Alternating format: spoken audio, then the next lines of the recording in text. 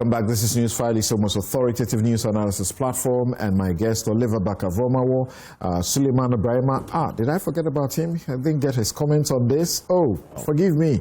Sharif Mahmood Khalid, Kamardeen Abdullahi, and Nanaya Sopong, who is Deputy General Secretary of the freshly outdoored UP United Party. Yes. Because you have to go to an AGM for them to be confirmed. Right. Suleimana, forgive me what happened earlier.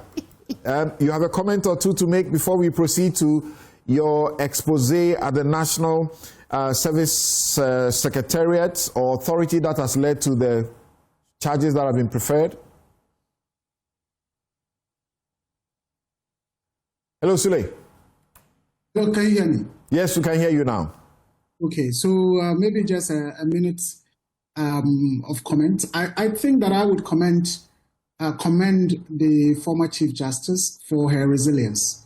I think sometimes you listen to people and it's as if this person is like me, who is not a legal person. This is somebody who has risen through the ranks to become the CJ. And so we should give her at least some benefit of doubt in terms of her understanding of what the laws are. And she's not fighting this alone. She's doing so with lawyers. And there was a time I know lawyer Ayikwe Otu represented her, and I should still want to think that he is part of her team. And this is a former Attorney General. And I believe that what is also happening is a way to help strengthen our legal system. If you look at the 2012 election petition, for example, people would say, oh, we told them that they will lose. We told them that they will lose. Yes, in the end, the Supreme Court established that President Mahama won. But let's not forget that in that decision, a lot of recommendations were made, which ended up strengthening our electoral system. So I think it's okay to fight on if you feel your rights have been abused. Now, I think one of the things that I was seriously convinced early on about was this thing about travel allowance. I was asking myself, what could be wrong with this? Until I engaged and somebody asked me to read Article 71 of the Constitution, which talks about who establishes the salaries, the benefits, the allowances of members of parliament, the Chief Justice, the Commission for Human Rights and Administrative Justice, and so on and so forth. And you read on and on and on and on, and it concludes that these shall be determined by the president through a committee. And then when you read 71.3, it says, for the benefit of doubt, salaries include allowances, benefits, and so on and so forth. So people say, look, the judicial service or whatever have no business in determining whatever the allowances or benefits or whatever it is of the Chief Justice. All that must be determined by, the president. And that is why I believe we have this Yantiamwa committee, Buenduando committee, and so on and so forth. And at that point, I was convinced that, well, if that has been the norm, it doesn't make it legal. And therefore, I can understand why the committee, we have come up with a determination that, well, that was even a wrong thing to do. So I think that we should support her. We shouldn't write her off. Even if we think that she's abusing the system, that's her understanding. And I believe we need to commend her for her resilience. She could have just, right at the beginning, quietly gone to see the president to say, Mr. President, well, okay, I'll resign so that I'll be entitled to all my benefits and so on and so forth. Because to be sacked means you lose everything. And yet, she was prepared to fight on. I think that is what we need as a country, rather than condemning her and writing her off and all of that. So that would be my comment. Thank you. So let's continue from your end, because you are responsible for the National Service Authority scandal, where the Fourth Estate did the investigations ahead of the elections and found that there were hundreds and thousands of ghost names. You attempted to make a publication. Then the National Service went to court on your blind side, filed a suit, and then got an injunction against you, so you couldn't publish it. And then, as witty, as wise as you guys are, you outwitted the process. You filed a petition before the special prosecutor, and then on the back of that petition, there was a publication. Then the world got to know that this was the rot alleged that had gone on at the National Service Secretariat. Then subsequently, when the oral team was formed by the president, you then filed a petition again to oral.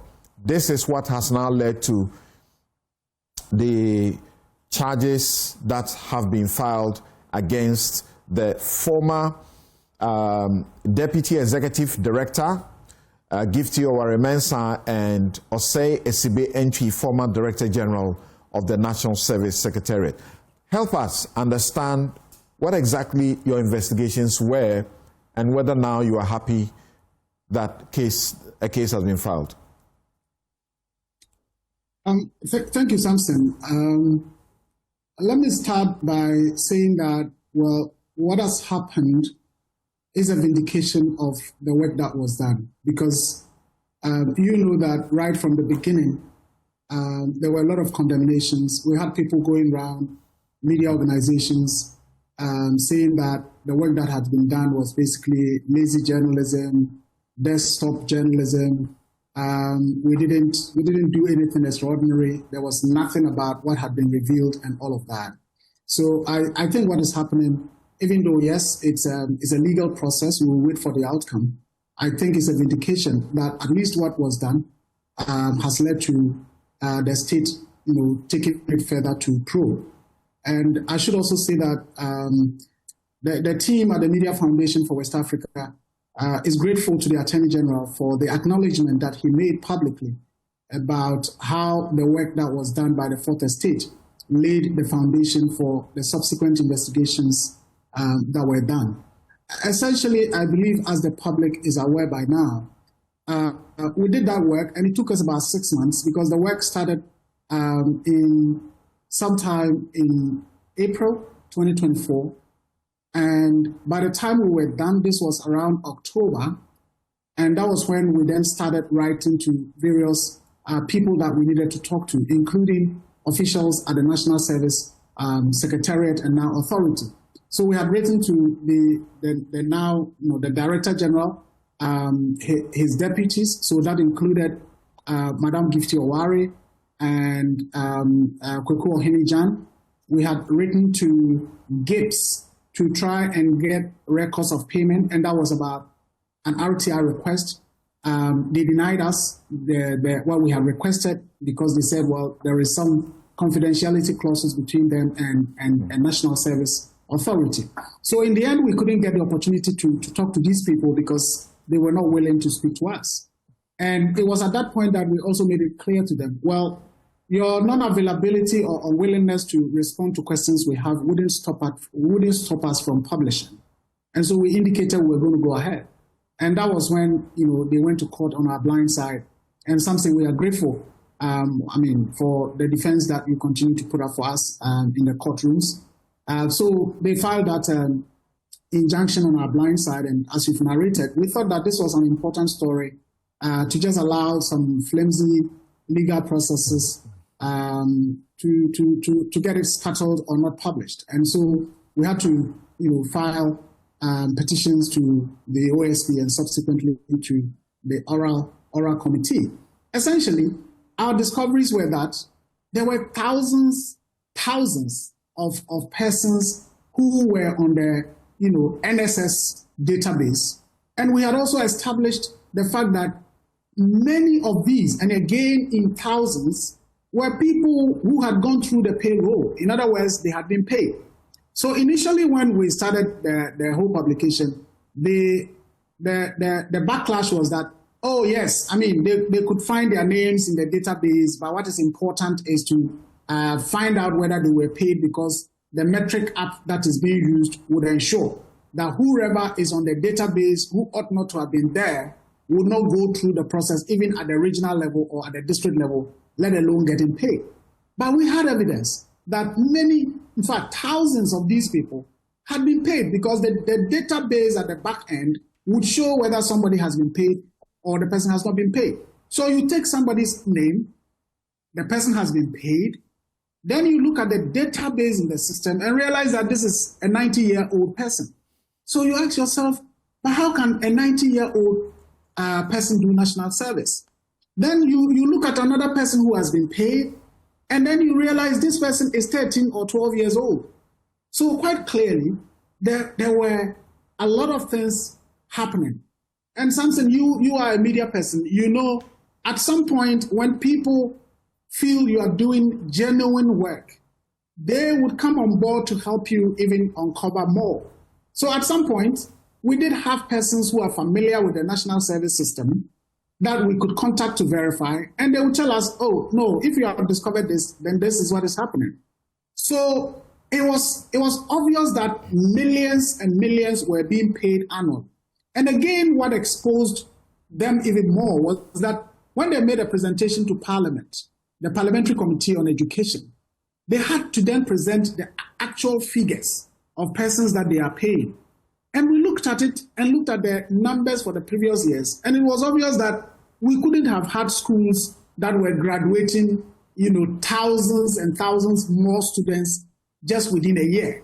Because if you look at 1 year and it is 80,000 people who were enrolled for national service, and the following year you have, let's say, 150,000, how come all of a sudden in 1 year we have a difference of about 70,000 additional students eligible for national service? And so, we were convinced that there were a lot of wrongs that had happened, but eventually we thought that GIPS, the interbank payment system, also has questions to answer, because we engaged them. In fact, it was after the engagement that we did a request to ask them to give us the payment data, which they declined. But when we met them, in fact, they assembled their whole management team to brief us about how they engage with the national service payment system. And at that point, their point was that, well, for us, it's garbage in, garbage out. We asked them about this marketplaces system. And they said, well, it is garbage in, garbage out. We don't know who is doing service and who is not doing service. At the end of the month, national service will pass on to us the people that we should pay, and then we just go ahead and pay. But now that we are discovering that sometimes one e-switch card would receive payments for multiple national service people, which shouldn't be the case, why was GIPS allowing that? The other question for me, essentially in terms of strengthening institutions, is while all these things were happening for multiple years, the internal auditor at the NSS, what was he or she doing? I don't think that the person can say, oh, well, I was just there in name and earning my salary. If you are an internal auditor, you are privy to the system, you are part of the system, you can audit the system and understand what is happening. So all that while, what was happening? The other point, Samson, is that the AG talks about 653 million in the context of these two people. But what has been lost to the state in terms of the entire national service thing is over 2 billion. Now, we were told earlier that there are some people who have pleaded, to come under plea bargain, and they will refund monies that perhaps were wrongfully paid to them, or they wrongfully, misappropriated. And so perhaps we are only being told about the monies between these two people and not the entire amount that was lost to the state. So, as I said, it's a vindication. It shows that journalism, when done well, can at least help the state to strengthen institutions, to at least fight corruption and, protect the public purse. People would say, well, it is just the beginning of the trial. Yes, it's true, but I don't think anyone would want to stand trial for causing financial loss, charges of stealing, and so on and so forth. Nobody would love that. And so if we have a situation where institutional heads and people responsible for managing our resources would do the right things to avoid at least being prosecuted, it's a way to help save this country. As you and I know, we lose millions, in fact, not millions, actually, billions of cedis to corruption every year. And again, some of the works that we are doing, the previous ones, SML, the ones that are ongoing, even the NLA things that we are fighting on, we've taken up currently, it shows how much the state is losing. And if we were able to save all this, perhaps we wouldn't have a situation where the president would have to travel in and out from time to time, go and have meetings. We talk about foreign direct investments and so on, loan agreements and all. When we have so much resources in our country, the leakage is just too much. And I think the earlier we deal with it, the better for all of us. Right. So hold on, let me come here into the studio and let me bring on Oliver. And you are one of those who has consistently expressed, concern about the delay or supposed delay or the posture of the oral prosecutions. There were times that almost every day you would ask that oral should make you happy by, throwing up one prosecution or the other. So they've brought two more. Are you happy? Let me just say that. One of the things, first of all, we can agree that the amount of money we are talking about in the context of National Service Authority is frightening, And I agree. Says the loss is in excess of 2 billion. I agree with him perfectly that the conversation about what has happened now isn't only a two individual problem and then we walk away from.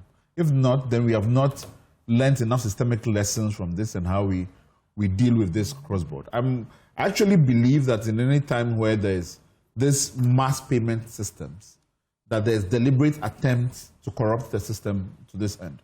We have heard the former Minister of Gender talk about similar issues within the school feeding program. I don't know whether there's any action that steps that are going to be taken in connection with this.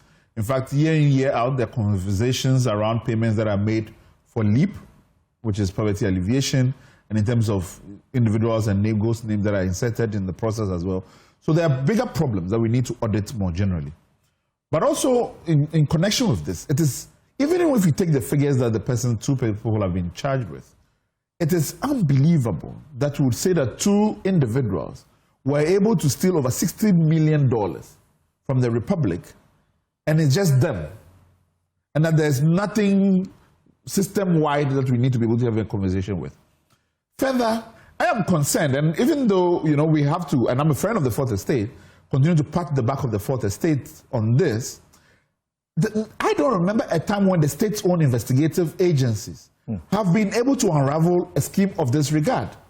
It is insufficient for me to say that, a couple of journalists themselves, just by asking questions, by writing to people to give us documents which the state itself can get without going through, there's a complete disinterest in state institutions giving information. The RTI process is deliberately frustrated when information is being sought across board, that the state is unable to unravel anything consistently.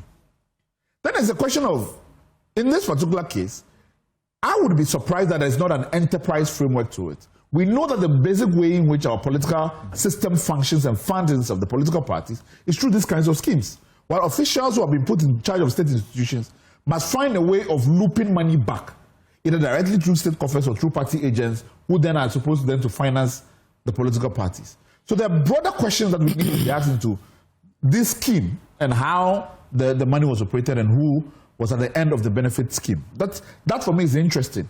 And even if you're getting into a plea bargain conversation, it shouldn't only be about some of the suppliers then who are saying that they are refunding some of the money back. We have not learnt much. We ought to be able to work with these individuals themselves to understand where 600 million cedis was dissipated to. Because it's not like the money is sitting down. And the lifestyle of this individual has not suggested that he's bought half of the country with 600 million. The money went somewhere. We must, as a country, be interested in that conversation. So that's kind of my feeling about this. Now, in terms of oral itself, let's just take the committee itself, which is just whistleblowing, people coming forward and providing information like the Fourth Estate has done.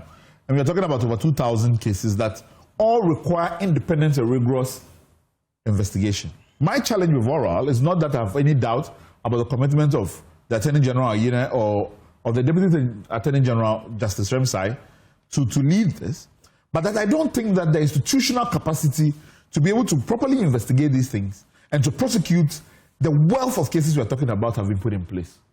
I don't think that we can just rely on the system as it exists now and as it's functioning now to be able to get us there. There's a lot more that has to be brought in place.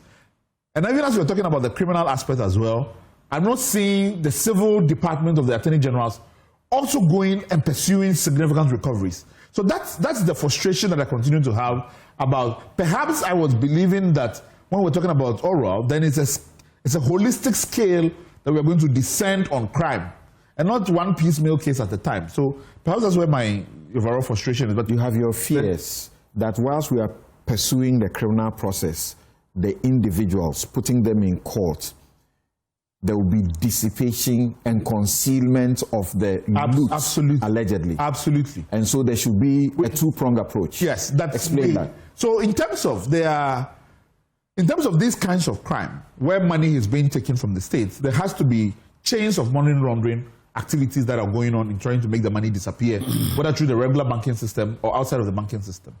Now, if you take what happened, for instance, in the banking sector cleanup, you then have somebody then who is put in place to find us where the money went. Right. In the same process, in many jurisdictions. And that was a receiver. Yes, that's a receiver. In many jurisdictions, the Department of Justice, for instance, in the US, is not only concerned about individual liability, but also about retrieving white-collar crime and white-collar money and how it is being dissipated and who is taken where, in which jurisdictions they have been transferred, working with other banks in other countries to be able to get that money back, whether it's in the Barbados, the Bahamas, all those pieces of how the money is moving about has not kind of been put in place. And there's no civil conversation about those recovery systems. So the conversation we are getting about recovery is that in terms of certain individuals, they then will volunteer and say, okay, I'll bring back X. And so, listen. But when you put in place a system that is tracing funds, it better informs you as to how these monies even disappear. And how they are then put into, because there's significant breach of banking regulations if they're going through the banking system.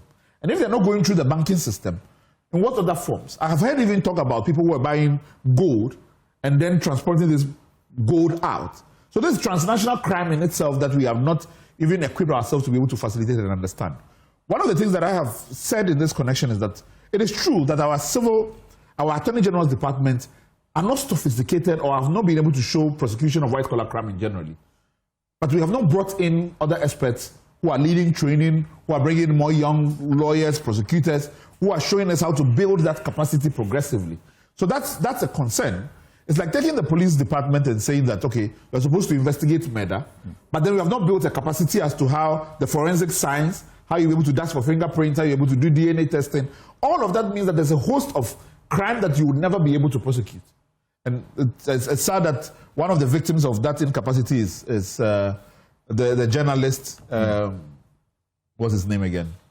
Ahmed Swale. That because we haven't built capacity, and the entirety of how we investigate is relying on one confession or the other, so that we're not then be able to equip the state in the long run in terms of how crime is becoming more complex. The other suspect in respect of his case, who was also put in court at the start of the year, has also been released. And that's an individual that I hope sues the state, because from the beginning when he was arrested, and then you are pushing the courts to continue to detain the individual, you must have something beyond, just mere suspicion, which is making you continue to push.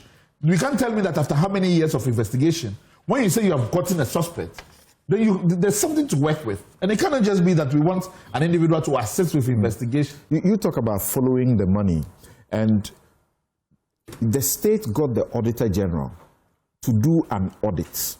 And as we know it, the audit revealed, in respect of the former Director General, the audit revealed in one situation, he alone pocketed in excess of 8 million. That's 8.4 million.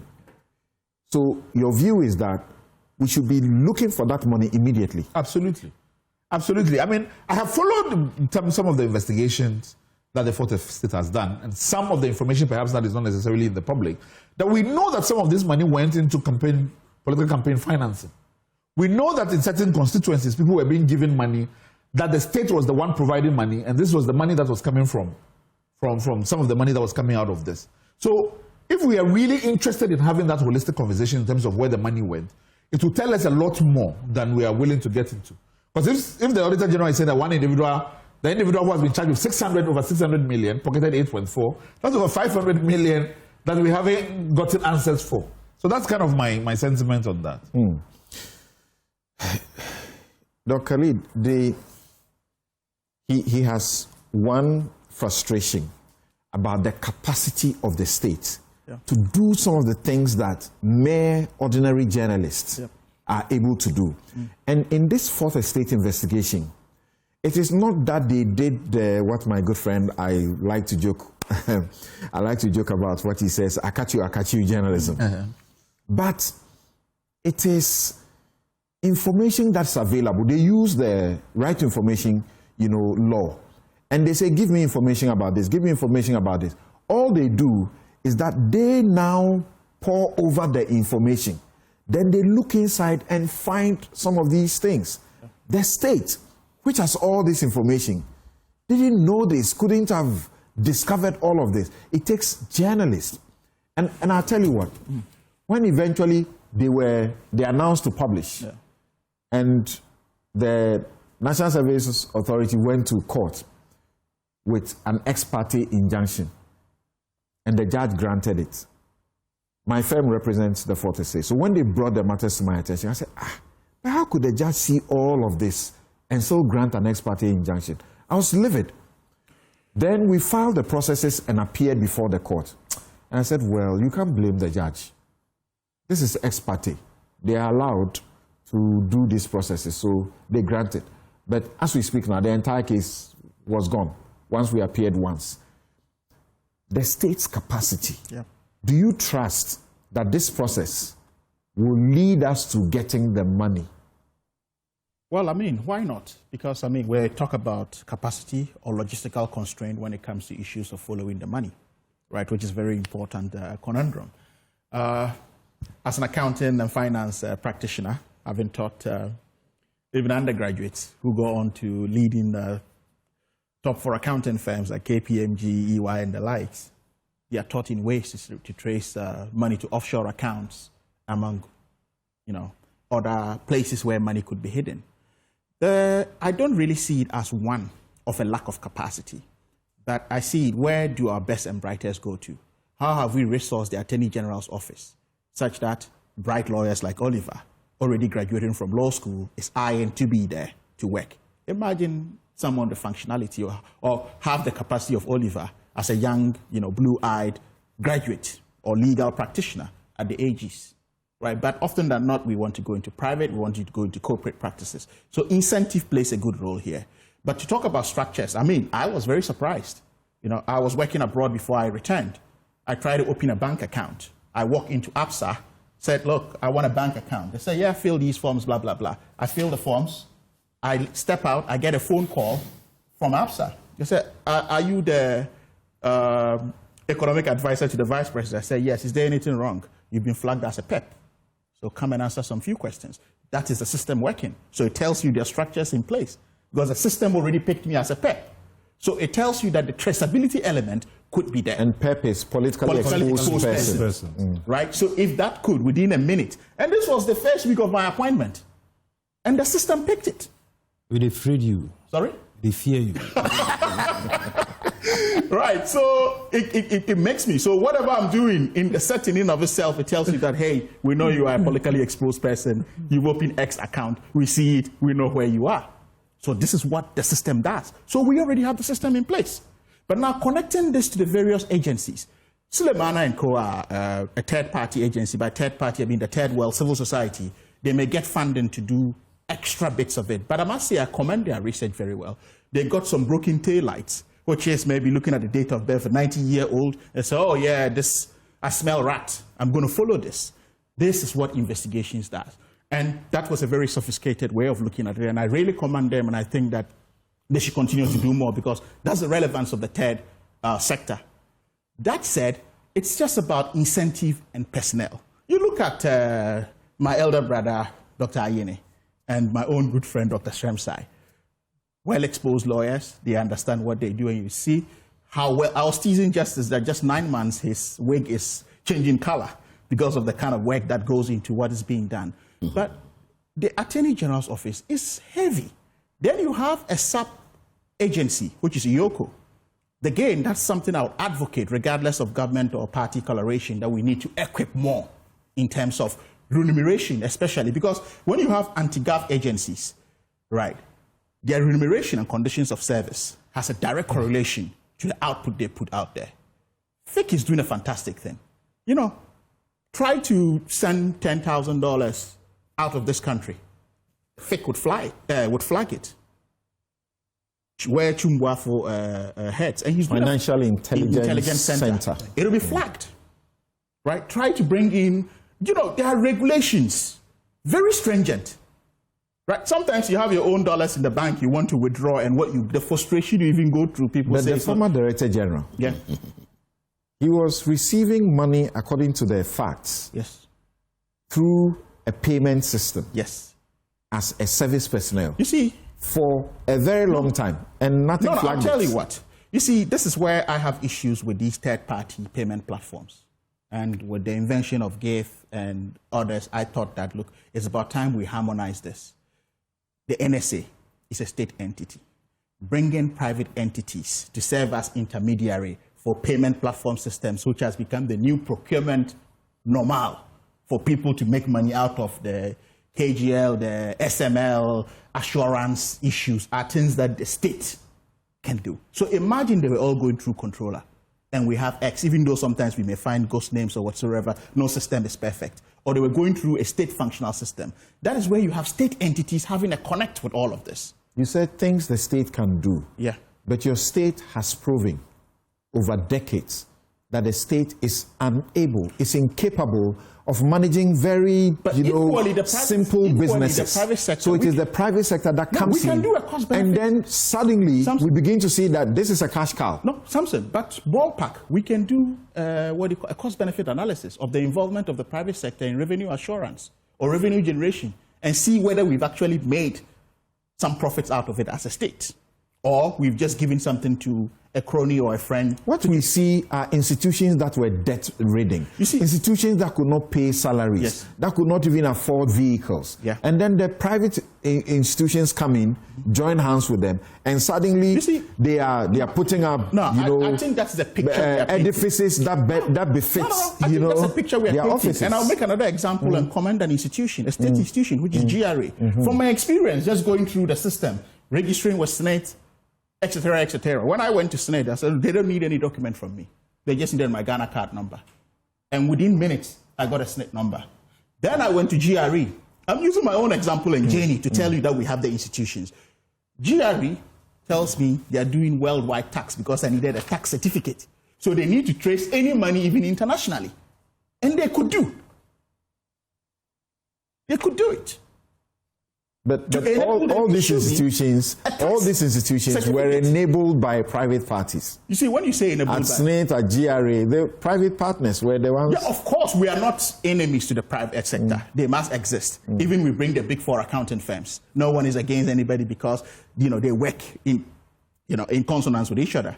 So, but what we are invariably saying here is this: the cost to which we bring the private sector, especially. Right. I'm more concerned about these revenue assurance platforms. Okay. Talk about the marketplace platform, for example, for NSA.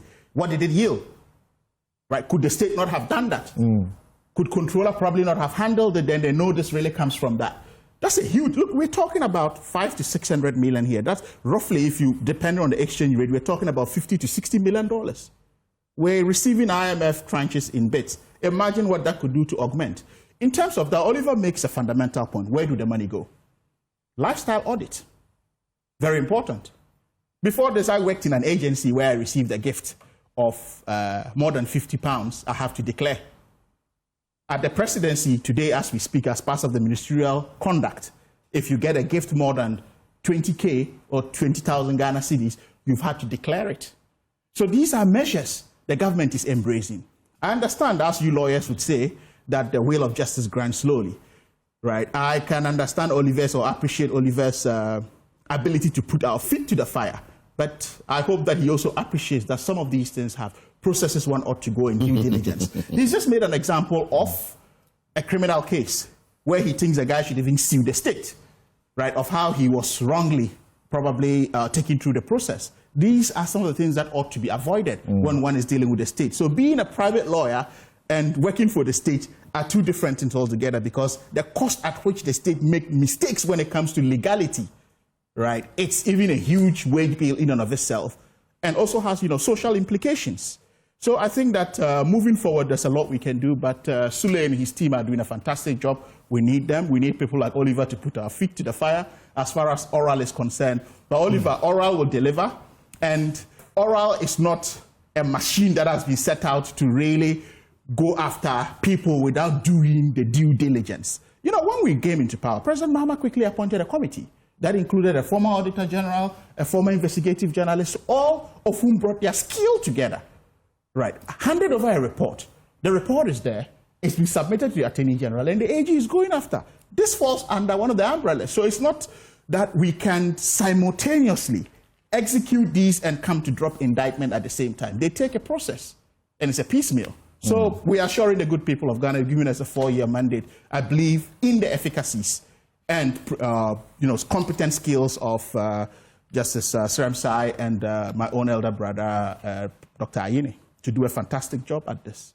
Right. So we give you the assurance. You mentioned the marketplace platform that they had at the place. In the facts of the case, the brief facts, paragraph 2, the prosecutors say the NSA established the marketplace platform to alleviate the financial burden of national service personnel who are posted to a variety of sectors under the authority. This online platform allows the national service personnel to apply for loans and purchase products on high purchase.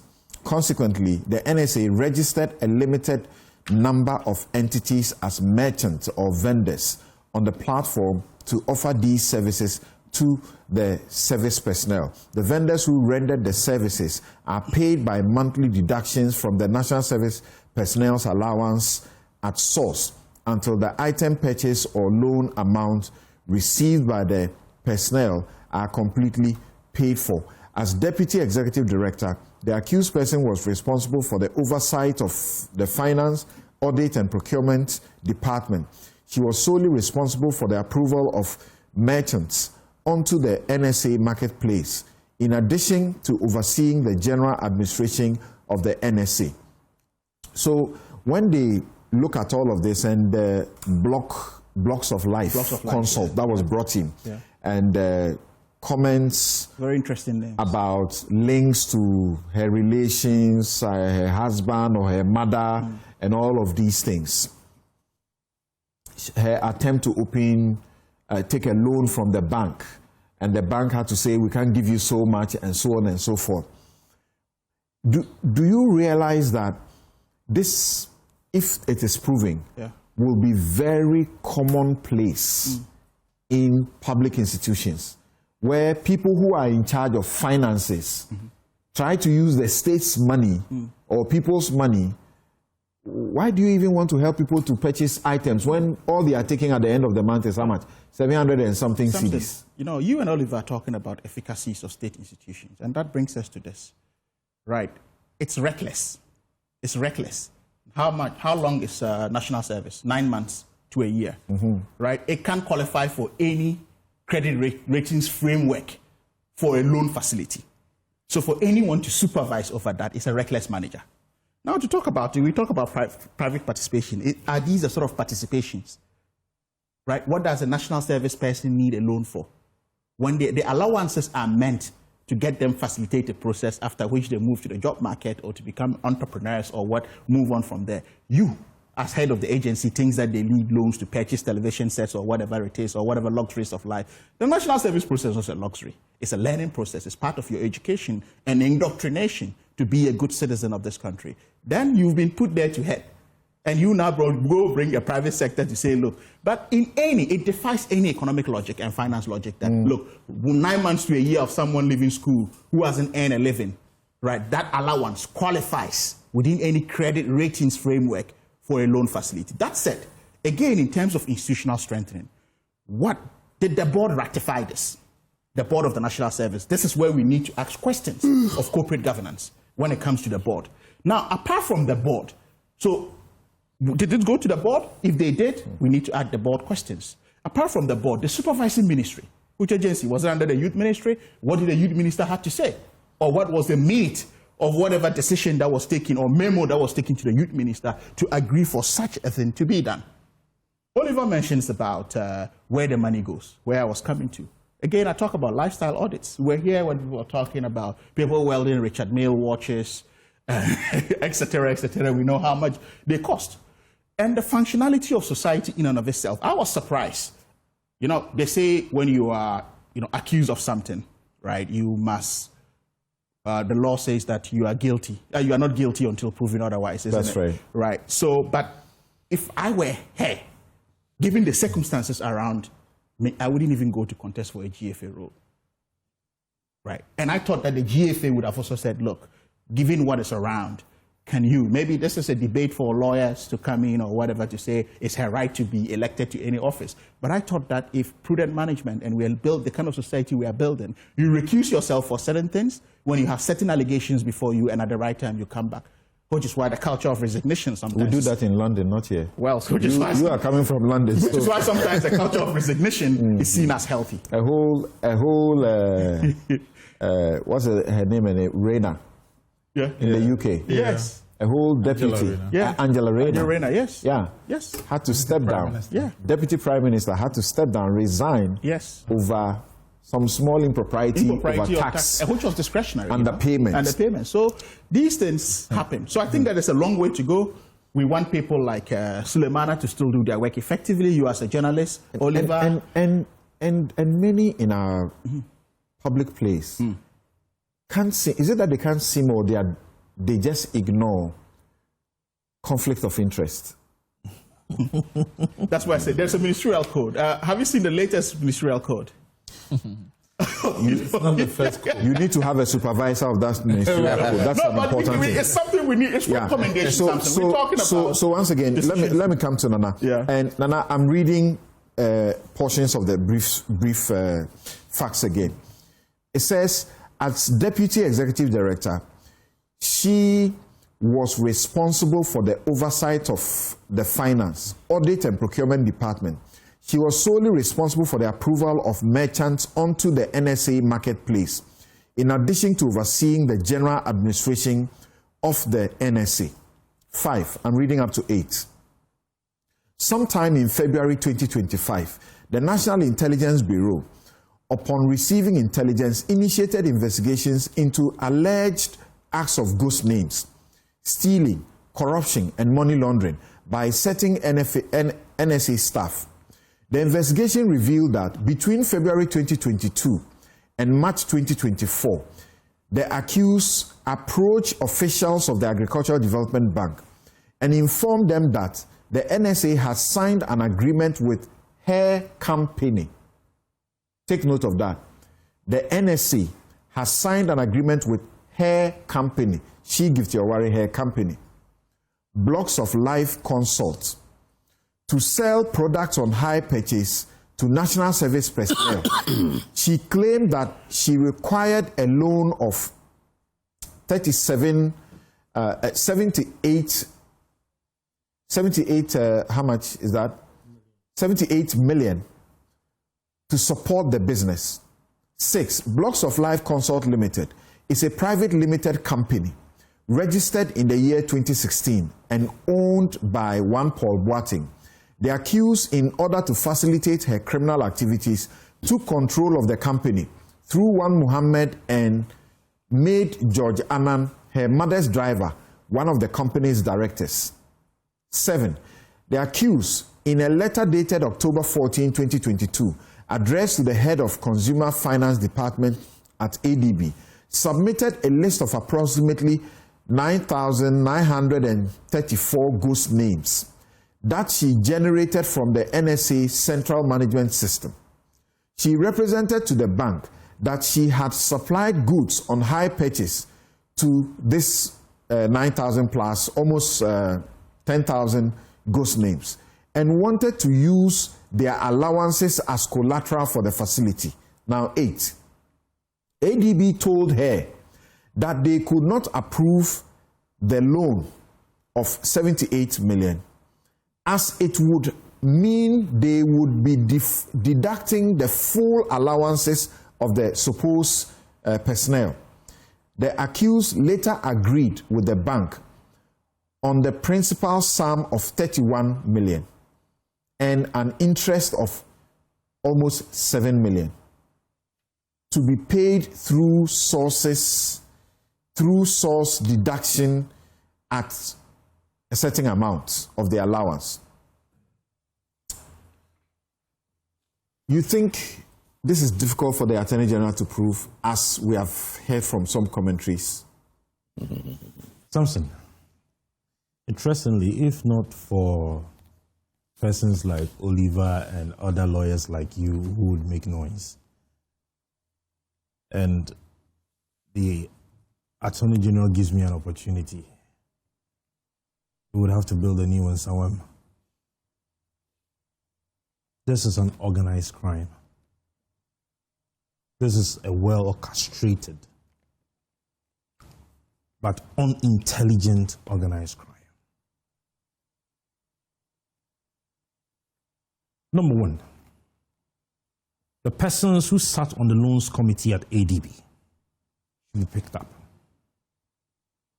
Number two, they reduced it from 78 to 31 or so. At least I've been a rural banker before, so okay. I can speak on credit.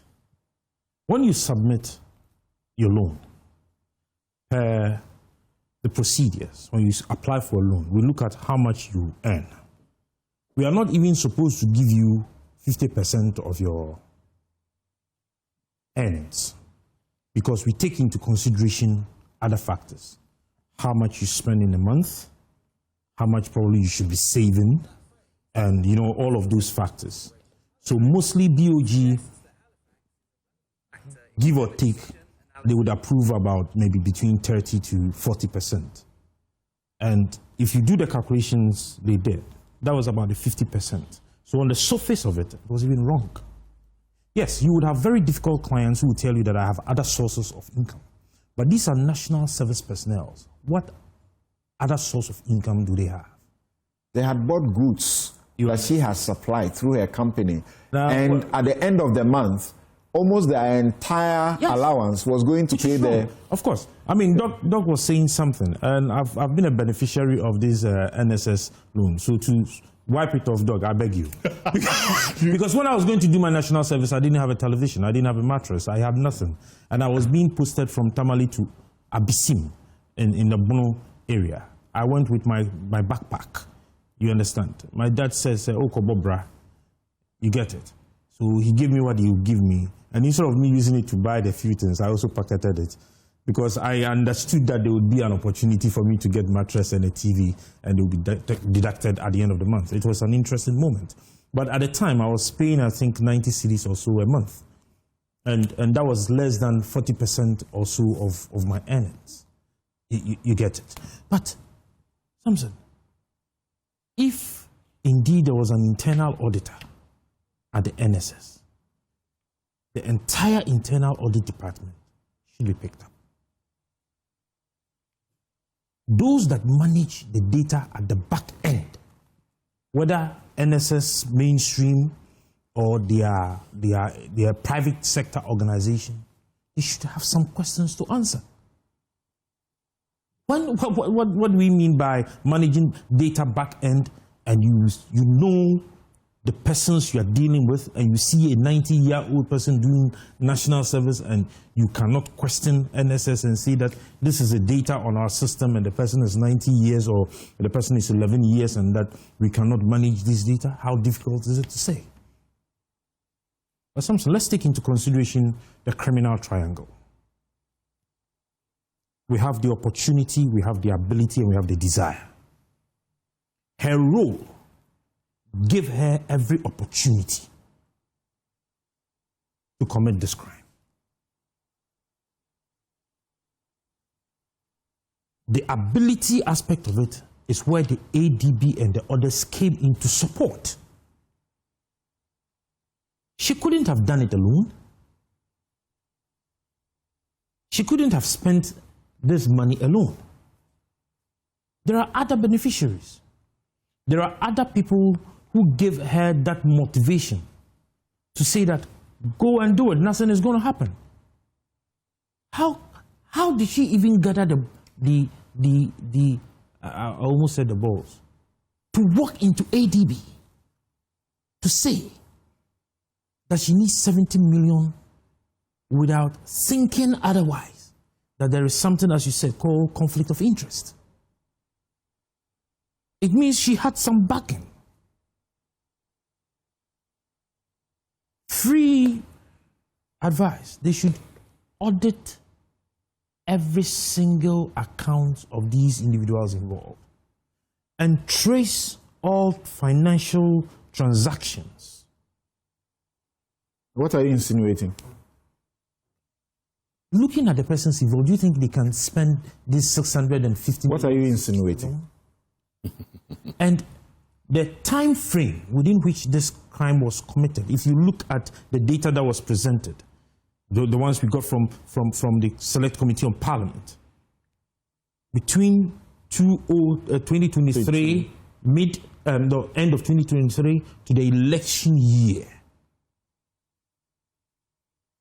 the money's quadrupled.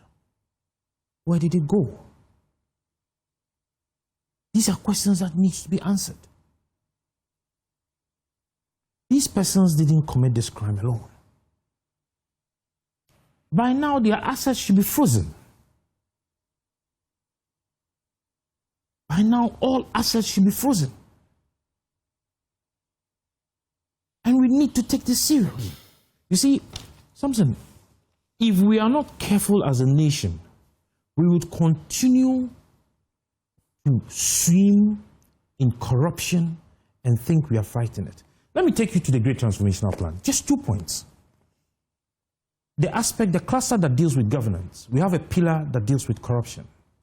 And it says that demonstrate a leadership of personal integrity and political will to fight corruption and take decisive actions against politically exposed persons, like my brother here, involved in corruption-related activities. Now, that doesn't mean you are involved in corruption. I mean, you are a politically exposed person. You are too, you know. Some way, somehow. Yeah, you are now a deputy general secretary. Samson, leadership. And if you look at those that committed or are involved, these are individuals who are to lead institutions. What were they doing before? The last one I would read, it says, amend existing asset declaration rules to strengthen disclosure and introduce new forms of asset tracking and recovery, including but not limited to instruments such as lifestyle audit, to explain the kind of life and wealth people get. You can't have somebody occupy a state institution, lead a state agency, and within a twinkle of an eye, the person is already driving luxurious cars. And it's as if it's a competition. You see somebody doing his own business, and over 20 years, the person does not even have a V8 and a house over his head, a roof over his head, and you'd find a young person who has been given an opportunity to serve this country, and within 2-3 months, the person is already owning a fleet of cars. Lifestyle audit. Would you not be surprised, Samson, if we meet on the plane again and I'm seated in the first class? Well, let's be honest. We need not play. And kudos to your colleague, Sule. Samson, you see the structure. One, the infrastructure. These are two different things. The structure and the infrastructure is something we need to build. We have everything it takes as a country. What we lack is that bold leadership to enforce these laws and these procedures, how many years does it take to build capacity? If indeed we want to build capacity, and we have the political will to build capacity.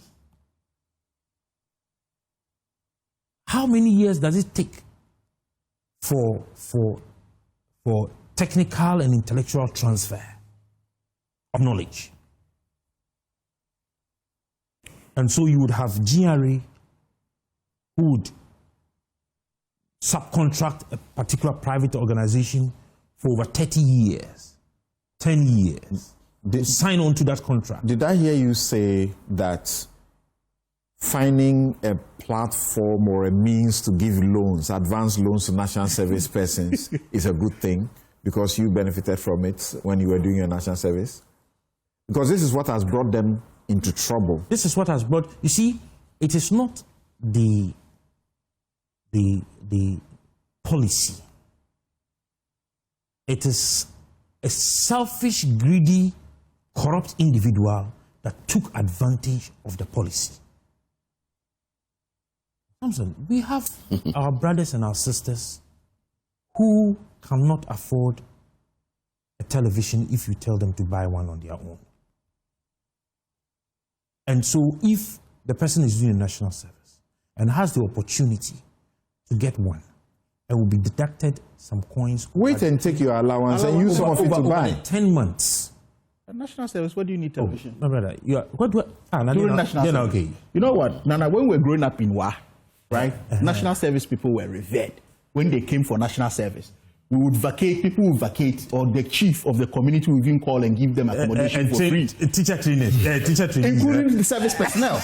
Yes. So our society was built even to absorb them. What happened to all this? There is nothing wrong with this. This is a fine opportunity for us to own our own. Kamaldeen. At very little deductions. I mean, it is done in the US and in UK where you guys were. You understand? Not for national service. None of you go to the US and UK and buy iPhone. Or you build credit. If you had the opportunity, if you had the opportunity to head the National Service Authority, will you scrap this thing, helping service personnel to get loans? We would restructure it. Because actually, their allowances hardly come on time. So that was my next point. Sometimes, and as we speak, I think there are still some allowances in arrears. Something. 4 months and they have not been paid. The allowances are a living expense. Buying television and fridges are not part of living expense. So maybe pay it up front to them rather than get third parties to come and help them purchase when you have even gotten items. That was destructive for the national service process, as far as I'm concerned. Just a second, let me land. Okay. When you have gotten an opportunity to get recruited in Western world, sometimes they give you 2 weeks ahead. You understand me? To help motivate you and to use for other things. Those structures can come in here.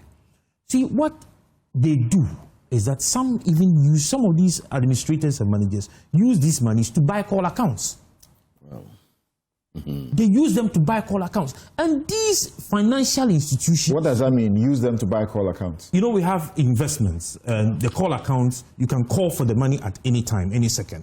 So they know the money is not theirs. So they find a way, take it out from where it is, go to the bank. So it is possible that when the allowances are being delayed for 1 month or 2 months, somebody has invested is with somebody. And that is a fact. You remember and the system allows that. There was a time it happened that some district officers and regional managers were sacked, some were even jailed. You remember? Those times when we were doing voluntary service that we were using the card, the green card, you go and sign and you take your money. They were using those money to buy call accounts and some were even using it to build houses. Well, we know of situations until Men's Gold went bust. We didn't know that. So it means you understand. We didn't know that. Perhaps even people who are presiding over church money, some of them quickly put it in there to get a quick, So they are facing several charges, causing financial loss, stealing, money laundering, conspiracy to cause all of these things, forgery and matters. Yes, Kamaldeen, let's hear you quickly and then we'll take a break and return. How do you feel? Did they bring this upon themselves by doing this kind of business within the NSA? Samson, This matter takes me back to 2015 when we had Alhaji Mohammed Imoro and 34 others before the courts. He was represented by Yoni Kolendi's firm. Very well. And I was also representing some of the people who are accused, about 7 of them. Similar facts here. Has to do with ghost names. Yeah. Has to do with bloating the payroll system to benefit some people. Similar. Then it was about 31,000 people on that. Now it's over 80-something thousand, whatever it is. You see, then I asked myself a question. This systemic thing that we're talking about didn't start today. To what end, okay, is this taking us? Yes. Have you asked yourself what happened to that prosecution? That's the point. I don't even know how it ended. That is why I brought it up. I am trying to say that, you see, you have a building when you are driving on that lane, you know, around airport side, called what we call the National Service. That building itself, I believe when valuers value it, may not get close to the amount of money we are talking about today. You understand? But yet, wait a minute. Yes, sir. Yet we are told such monies belonging to the state goes down the drain. I think it's so sad and it's so pathetic. I am not to hold forth for anybody here. I am always of the view that whoever is culpable, whoever has gone against the laws of Ghana, let the law take its course. That is my personal view. And I'm always by it. You see, but the problem I have is the rhetorics in the system. We talk too much in the name of fighting corruption. And you see, when election presents itself, almost every single political party in this country writes in their manifesto the mechanisms to put in place to fight corruption. And in fact, opponents will even have to go extra mile on their campaign platforms to talk loud about how they're going to fight corruption when it comes. I believe that's what gave birth to oral. Now, if you spoke so much, you pointed, fingers at people, said a lot of things. When you came, indeed, you said you were going to salvage Ghana. And in salvaging Ghana, oral must be put in place. And that is where myself and Oliver agree. If you have told us and convinced me that I am going to fight the rot in the system, then we repose confidence in you. What we expect of you is to indeed walk the talk. Is that what is happening? For me, in my view, no. We have gone for the low-hanging fruits.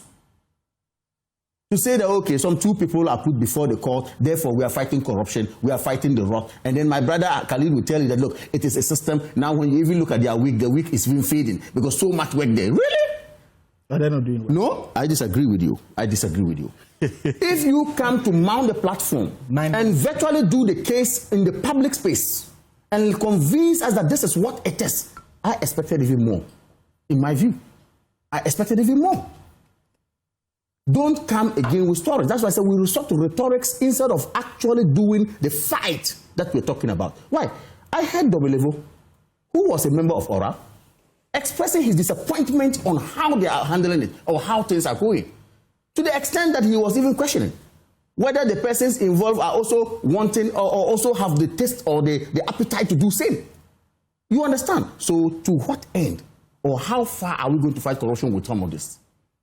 So let's not come to sit here and speak big English, talk about structures, and then move away from the meat of the matter. The meat of the matter is that, look, money has gone down the drain. If money has gone down the drain, prove to us how you're going to retrieve that money. If you came to meet other cases, which was also corruption-related cases, how well are you going to prosecute? Because government is a continuum. But you do not create an atmosphere where somebody will say somewhere and think there's something called selective application of the laws of the state. In one vein, some misappropriation, 60% should be paid and 40% should go down. In the next one, which of course, which is not within our party, that one we are going to pursue it. And Suleiman Brema put it right. He said, look, it is not even 600 million I'm talking about. We did the investigation. We are talking close to 2 billion Ghana cedis. And we want to sit here and then, create some atmosphere of everything is fine, we are fighting. Look, if you say there's corruption, that's why I said my position is that whoever is culpable and you have evidence to prove let the person be hauled before the courts of Ghana to answer questions, as it were. And Akufo-Addo, who was the president, even said it. No appointee of my good self should run away from accountability. And if you think you are supposed to account to the people, come and then account. And the government in power, if you also think that somebody is indeed wrong, let the law take its course. But I think that there are many who think that, look, people rode on this corruption, escalation, corruption, talks and all that to power, only to come, and then when you look at the complex nature of some cases before you, it is difficult to pursue.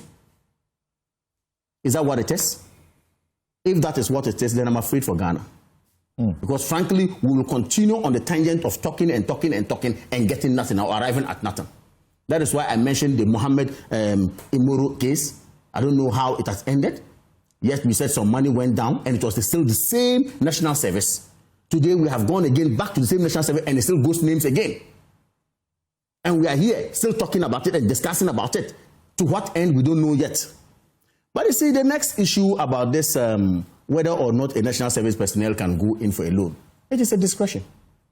Even if my money is 5 cedis and I want to buy a fridge, and then the seller tells me that, look, I can go into a contract with you for you to give me 3 cedis and then keep your 2 cedis, that is your discretion. For me, I don't see how that is legally wrong, in my view.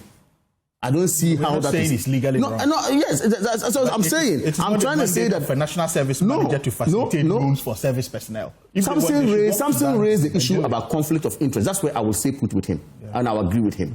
Where when you are entrusted with a job as an administrator, and then you want to profit from it, that one I have a problem with it. But of course, if there is a genuine company to engage national service personnel, whether they are earning 500 or 100 or 200 cities, and they decided they go on that outside the I am saying that if you are with me, I'm just saying that the bank and take a loan, if you are with me, I'm saying that should not be facilitated. No, listen to what I'm saying. I'm saying if you are with me, I'm saying the conflict of interest will arise and maybe should, if it's traced to them it is not about as a family for what it's about getting disrupted with the mandate of national service. Khalid, please. Check the formation I was very quiet here when you were making your submission. You were trying to make it look like we are misleading by saying this. No, I have not. I have not. We are doing it within managerial mandate. My good brother. What I'm saying is that every single person with capacity to enter into contract today has the right to purchase whatever he wants to purchase. If you walk to the bank or the market. Where I have a problem is where, indeed, we are going to use state machinery. Okay?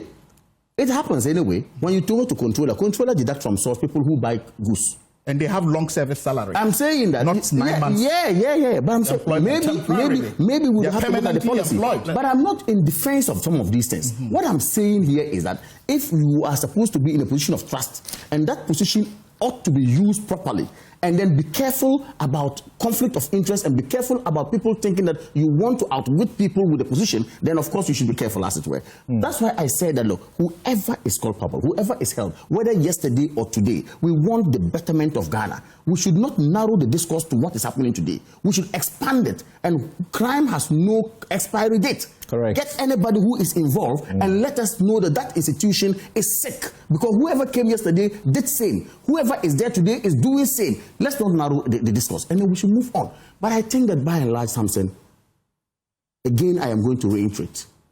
If you have told us that some $21.9 billion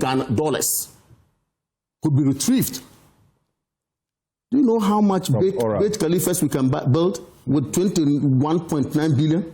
Saudi Arabia wants to build one costing about $5 billion. I believe Ghana would have built about 5 of it or 6 of it. Is it billion cedis or billion dollars? That's what they said. All right.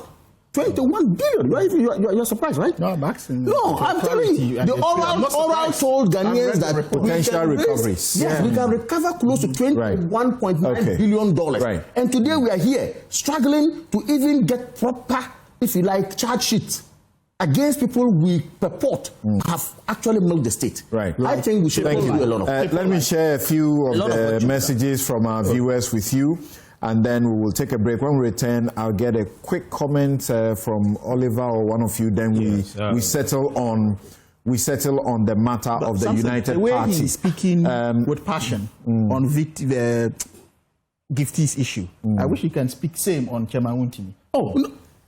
Hey, man. Okay, thank you. I have just said that whoever is culpable, whoever is wrong, for me, that's right. Let's go. Let them not take it from. That's what I said. Oh, no. Okay. Now let me share a few of the messages that our viewers have brought in to you. And okay, so this one says that concerning the NSA issue, it will interest you to know that personnel have not been paid and have about 4 to 5 months allowances in arrears for most of the past years. If you check the platform, it indicates pending or processing. What a country. Giving the mega salary or allowance of a personnel, see some national leaders are stealing from them. God have mercy on our leaders. Mercy on our leaders. Okay, thanks for that message. Ken Anku is a lawyer. He says I should correct the repeated use of Ghana card because it's not a Ghana card. If you take your card, what you see is an ECOWAS card.